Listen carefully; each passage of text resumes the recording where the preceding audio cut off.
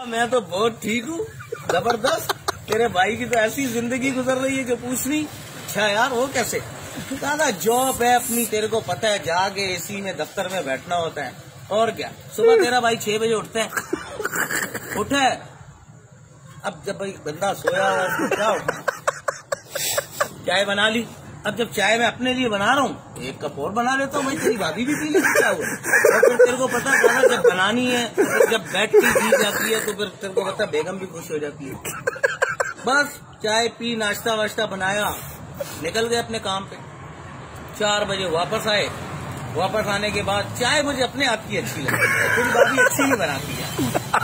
चाय बनाई, 1 कप तेरी भाभी के लिए भी बना देता। वो तुझे पता है, पकाने का तो मुझे बचपन से शौक है। ये काम नहीं तेरी भाभी को करने देता मैं। हाँ, अपनी मर्जी चलती है मेरे घर में, मैं पकाता हूँ जो भी पकाना हो।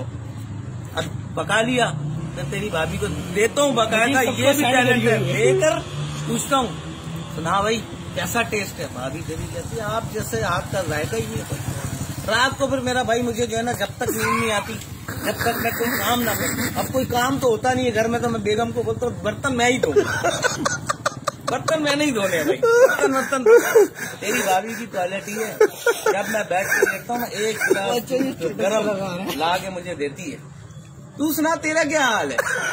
यार हाल तो मेरा भी तेरी तरह कुत्ते जैसा ही है, लेकिन मुझे तेरी तरह बताना नहीं आता।